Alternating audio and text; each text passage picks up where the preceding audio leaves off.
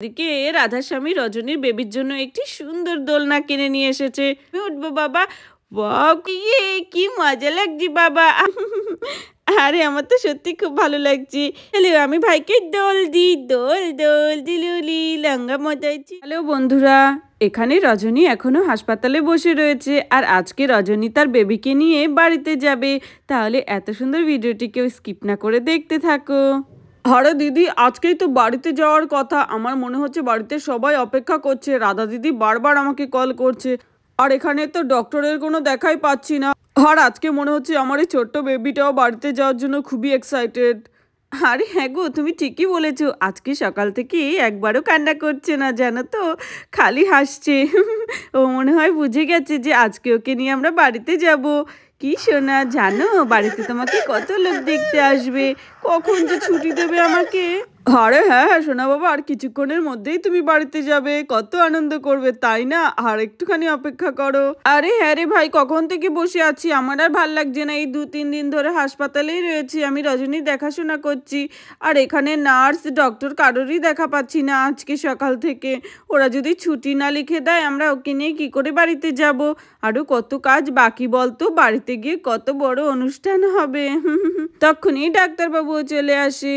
কোথায়? আজকে তো রজনীর ছুটির কথা তাই না?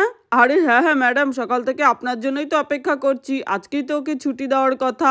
হ্যাঁ হ্যাঁ, আজকেই তো আমি ছুটি লিখে দিচ্ছি। ঠিক আছে, আপনারা ওনাকে নিয়ে যান, কিন্তু সাবধানে নিয়ে যাবেন, ঠিক আছে? আর সময় মতো বাচ্চাটা আর ভ্যাকসিনেশন করিয়ে নেবেন কিন্তু অবশ্যই। এতে করে বাচ্চাটা সুস্থ সবলভাবে বেড়ে উঠবে, ঠিক আছে? আচ্ছা আচ্ছা, ঠিক আছে ম্যাডাম। আর হ্যাঁ, আমি রজনীর জন্য কিছু ভিটামিন ওষুধ আরও কিছু মেডিসিন লিখে দিচ্ছি, সেগুলোও রজনীকেও খেতে হবে, ঠিক আছে? বাচ্চার সঙ্গে সঙ্গে মায়েরও ভালো করে দেখাশোনা করবেন। আচ্ছা ম্যাডাম, আপনি সে নিয়ে চিন্তা করবেন না, আমরা মা বাচ্চা দুজনকেই ভালোভাবে দেখে রাখবো। আচ্ছা ঠিক আছে, আমি দিচ্ছি তাহলে। চলো রজনী, তোমার ছুটি লিখে দিয়েছে ম্যাডাম। চলো, আমি বাচ্চাকে নিয়ে এগোচ্ছি, তুমি আস্তে আস্তে হেঁটে এসো, ঠিক আছে? দৌড়াদৌড়ি করে এসো না আবার। কি শোনা, চলো চলো, তোমার তো এখনো নামও রাখা হলো না। বন্ধুরা তোমার কত নাম দিচ্ছে। 2-1 দিনের মধ্যেই তোমার নাম দেবো আমরা। চলো চলো, এবার আমরা বাড়িতে যাই। বাড়িতে কত লোক অপেক্ষা করছে আমাদের জন্য। আরে রজনী, তুমিও এসো আস্তে আস্তে হেঁটে। তারপর কুসুমা যেতে থাকে।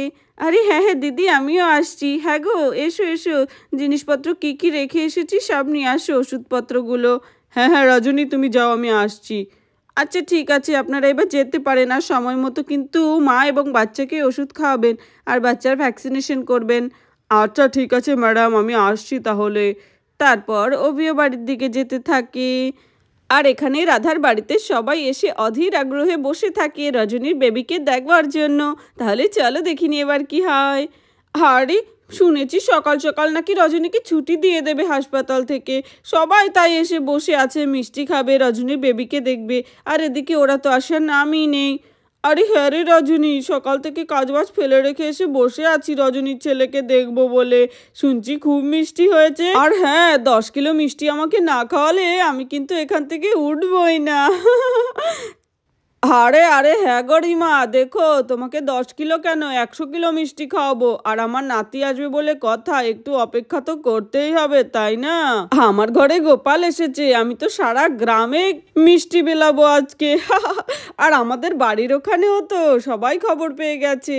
আরে তাই নাকি মাসিমা? ঠিক আছে, তাহলে এখান থেকে 50 কিলো মিষ্টি আপনি আপনার গ্রামেও নিয়ে যাবেন যদি বাঁচে। আর এখানে রজনী আসবে দেখে বাচ্চারা এখানে ফুল দিয়ে রাস্তা তৈরি করে দিয়েছে রজনী তার বেবিকে নিয়ে আসবে বলে। চলো, আমার এখানটাও সাজানো হয়ে গেল, কত সুন্দর হয়েছে রাস্তাটা। হেরে গুড ভাই, ঠিক বলেছিস, ফুলের তৈরি রাস্তায় এই ফুলের ওপর দিয়ে ভাই হেঁটে হেঁটে যাবে। আর হ্যাঁ রিমি, তোমাকে অনেক অনেক ধন্যবাদ। তোমার কারণেই আজকে রজনী এবং রজনীর বেবি দুজনাই সুস্থ সবল এবং তারা আজকে বাড়িতে আসছে। তুমি না থাকলে যে সেদিন কি হতো। আরে রাধা দিদি, এটা তো আমার কর্তব্য, আমি একজন মেডিকেল স্টুডেন্ট। আরে হ্যাঁ হ্যাঁ, আরে বাচ্চারা তোমরা কি করছো এখানে? সারা পথে তোমরা ফুল বিছিয়ে রেখেছো যে। আরে বোকারা, রজনীর বেবি কি এখনো হাঁটা শিখেছে নাকি? ও তো খুবই ছোট, ও তো কোলের উপর উঠে আসবে। আর এখানে কিনা তারা ভাইয়ের জন্য ফুল বিছিয়ে রেখেছে।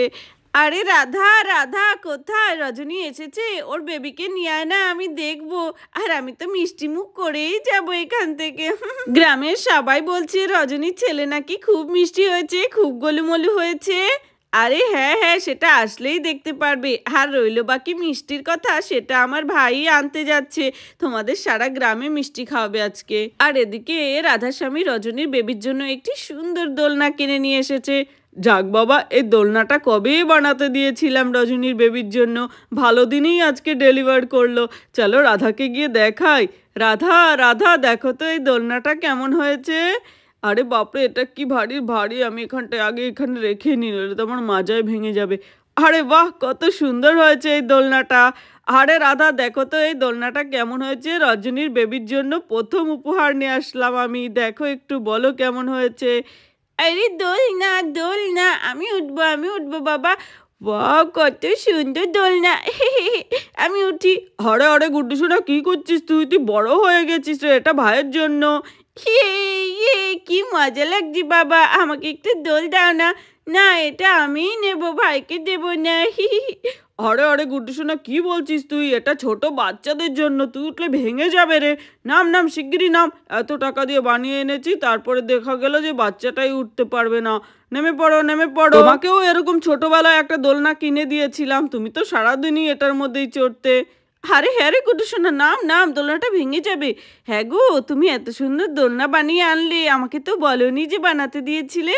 আরে রাধা, আমি তো এটা সারপ্রাইজ দিচ্ছিলাম। কেমন হয়েছে বলো? আসলে আমিও শিওর ছিলাম না যে এই দোলনার লোকটা আজকেই আমাকে এই দোলনাটা ডেলিভার করবে। আচ্ছা আচ্ছা, তাই নাকি? খুব সুন্দর হয়েছে গো দোলনাটা। বাচ্চাটা এসে এরকম একটা দোলনায় চড়বে, ও খুব মজা পাবে। হ্যাঁ হ্যাঁ, ভাইয়ের জন্য, এটা ভাইয়ের জন্য। আমি আমার ভাইকে খুব ভালোবাসি। থাক থাক, আমি উঠবো না, নইলে এটা ভেঙে যাবে। তারপরে আমাদের কিউট ভাইটা তো উঠতেই পারবে না। আরে হ্যাঁ রে গুড্ডু সোনা, তুই তো খুব বুদ্ধিমান হয়েছিস, দাদা হয়ে গেছিস বলে কথা। এ চিঙ্কি, দেখবি এক্ষুনি রজনী আন্টি চলে আসবে, তারপরে আমরা এরকম করে ফুল ছিটাবো, ঠিক আছে? তখনই রজনী চলে আসে হাসপাতাল থেকে তার বেবিকে নিয়ে। আরে এ কি, বাচ্চারা তো পথের মধ্যে ফুল বিছিয়ে রেখেছে, মনে হয় আমার ছেলের জন্যই। মা দেখো, রজনী আন্টি এসে গেছে। হে রাধা আন্টি দেখো, রজনী আন্টি এসেছে, ভাই এসেছে। আরে আরে, রজনী এসেছে। রজনী আন্টি, তুমি এই ফুলের পাতা রাস্তা দিয়ে আসো, এটা তোমার জন্যই বানিয়েছি আমি। ও তাই নাকি? বেচারা বাচ্চারা সকাল থেকে কত পরিশ্রম করেছে। আরে আমার তো সত্যি খুব ভালো লাগছে। হ্যাঁ চিঙ্কি, ফুল ছিটা ফুল ছিটা। আরে আরে, আস্তে আস্তে বাচ্চারা। তারপর রজনীর গৃহে প্রবেশ হয় তার বাচ্চাকে নিয়ে। আরে এসো এসো রজনী, এসো। রাধা, ওকে একটা চেয়ার দে আগে। হ্যাঁ হ্যাঁ রজনী, তুমি এখানে বসো, তুমি বেশিক্ষণ হেঁটো না। আরে দাও দাও, আমাকে দাও। কোথায় আমাদের গল্লু সোনা, কোথায়? এসো এসো।